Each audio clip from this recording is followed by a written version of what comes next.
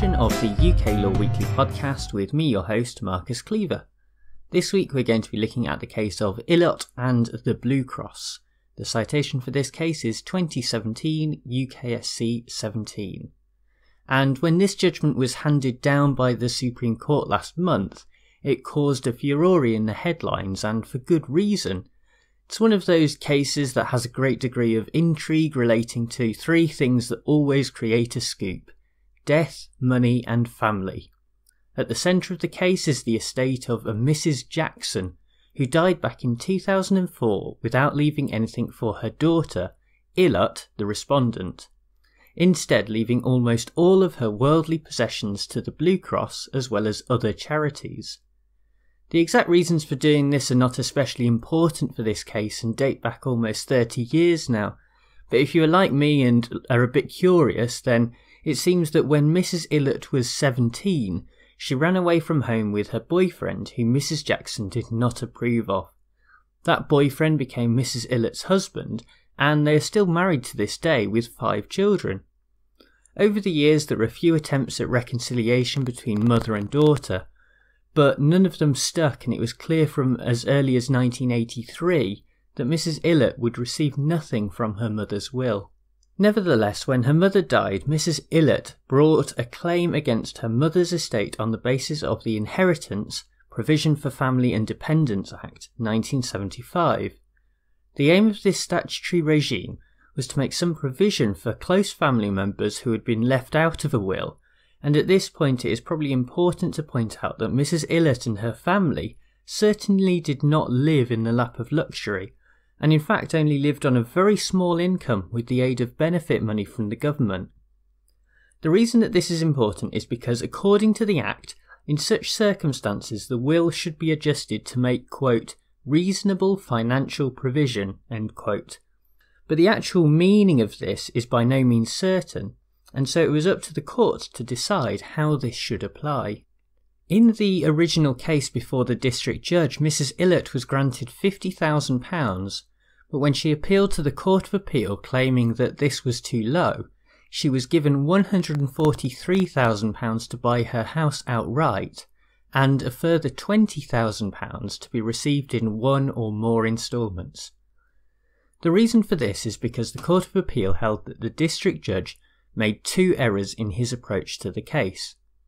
Firstly, the district judge did not specify what the standard award would have been in the absence of the estrangement between the mother and daughter, as well as the lack of expectation of any money from the will. Secondly, the district judge did not consider the effect that his award would have on the benefits that Mrs. Ilott would receive. When the Supreme Court handed down its judgment, it began by noting the importance of testamentary freedom. In other words, the right of Mrs. Jackson to dispose of her worldly goods in any way that she sees fit. Nevertheless, the right to reasonable financial provision is made clear in the 1975 Act, and this is an objective standard. The justices then went on to examine in detail the 2 arguments put forward by the Court of Appeal. Firstly, they noted that it is not correct to set a standard of reasonable provision in a case and then vary that based on the factors set out in the Act. Instead, what the court should do is first examine all of the factors overall, and only afterwards come to a judgment as regards what constitutes reasonable financial provision. Secondly, it was identified that the accusation that the district judge did not consider the impact that the award would have on Mrs. Ilott's benefits was patently false. In fact, the judge considered this twice. It was certainly true that if Mrs. Ilott had savings of over £16,000, then she would lose entitlement to certain benefits, but then if she spent the award on making improvements to the home and other things, then her savings would stay below that prescribed limit. Finally, there was also a separate criticism of the Court of Appeal's judgment in the way that they equate Mrs. Ilott's claim with the claim of someone who is disabled. This is clearly not the correct approach, and nor is it especially appropriate. The important thing is to take each case on its own merits and look at the overall picture, including the benefits received by a particular claimant. After this stinging takedown of the Court of Appeal judgment, the Supreme Court restored the £50,000 award to Mrs Ilott first set out by the district judge.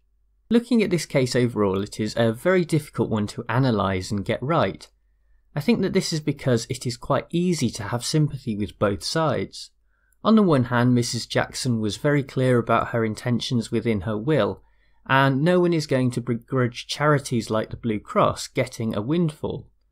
On the other hand, Mrs Ilott is clearly not a well-off person and has been through an extended legal battle just to try and make things a little easier financially for her family. Nevertheless, we can use this opportunity to examine the overall statutory regime in this area, and it is not long before we discover that it is desperately lacking.